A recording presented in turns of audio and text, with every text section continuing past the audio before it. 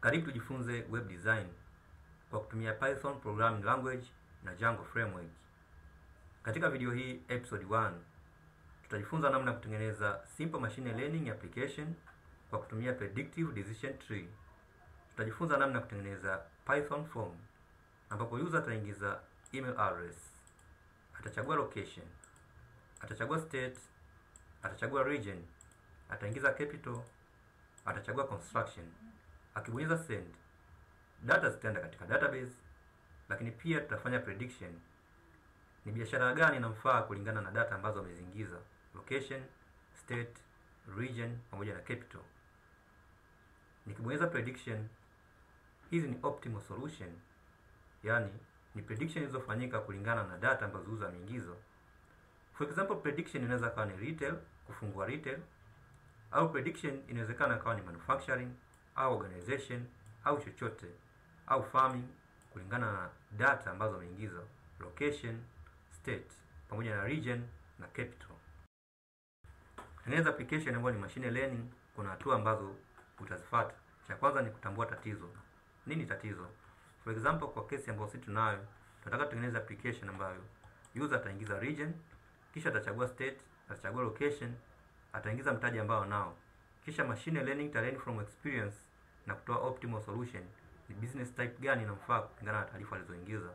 For example, user amechagua Northern East, akachagua region Dodoma, amechagua rural, then capital ni $200,000. User amechagua taarifa hizo.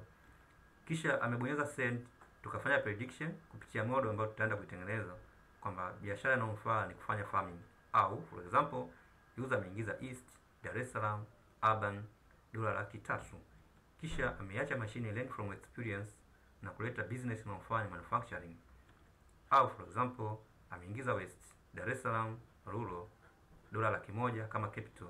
Kisha ameacha computer learn from experience na kuleta optimal solution, biashara inayofaa ni retail.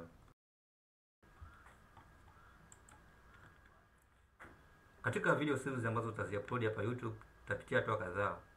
Unapotaka kufanya analysis ya data kwa kutumia applications ambazo ni machine learning, cha kwanza ni identify problem kwa mfano ambao nimekuonyesha pale juu, namna kutambua tatizo ni nini.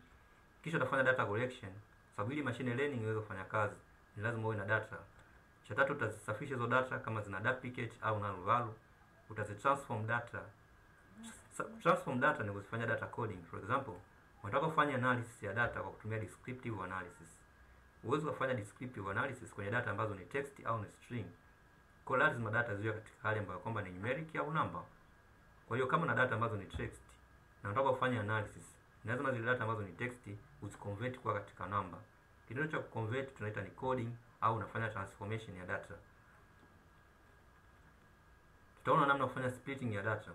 Tunaenda kutumia decision tree model au regression analysis. Unakuwa na variable moja, mbili au zaidi. Kwa lazima data uzigawe ziingie katika hizo variable ili uweze kufanya analysis. Tutaona namna kuselect model na kuitrain model. Tutaona namna kutest accuracy ya model kama imefanya kazi vizuri. Kisha tutafanya optimization, kisha tutadeploy model online kwa kutumia Django framework kutengeneza simple web application kama nilivyokuonyesha pale nyuma. Okay, now so ili tutengeneze website ambayo ni simple machine learning website, ni lazima uanze kutengeneza user interface. Kwa hiyo tutatumia hiyo Django, lakini tutatumia hiyo Django framework na pamoja na Python pamoja na bootstrap kidogo kutengeneza user interface ambayo user atakuwa anaingiza taarifa zake, kisha tunafanya prediction kulingana na zile taarifa ambazo ameingiza. Kwa hiyo tutadevelop web user interface kwa kutumia Django yenyewe kama framework, tutatumia platform ya bootstrap, tutatumia Python kama yenyewe ilivyo kwa ajili ya kutengeneza form ya Python.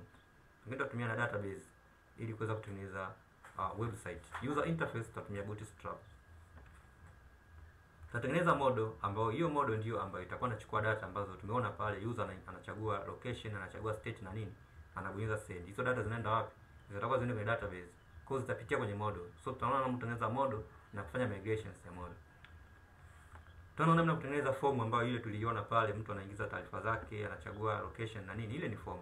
Lakini form ile sio ya HTML, ni form ambayo imetengenezwa kwa Python. So ni form ambayo ipo more advanced security kulingana na form hizo za kawaida za Python. So tutajifunza namna kuitengeneza na namna kufanya validation ya back end Python. Ukishatengeneza form kama hivyo, kinachofuata ni kuingiza data. Ukishaingiza data, unaicall model ambayo ulishatengeneza ili uipe hizo data ambazo umeingiza, kisha model ianze kufanya prediction. Ikishafanya prediction, model itafanya prediction, kisha itaja kuleta output. Output utafanya data visualization kwenye ile page ambayo tuliiona pale, ambapo kuna zile predictions zote ambazo kila user kuna prediction yake ambayo inaonekana, ile ni visualization. Kwa kuna model mbalimbali zinatumika katika masala ya analysis. Kuna model ambazo ni descriptive models. Of course descriptive models ni model ambazo zinafanya statistical analysis ya kawaida, lakini unaposemea predictive model ni model ambazo zinaweza kufanya prediction, na mara nyingi zinakuwa ni probability.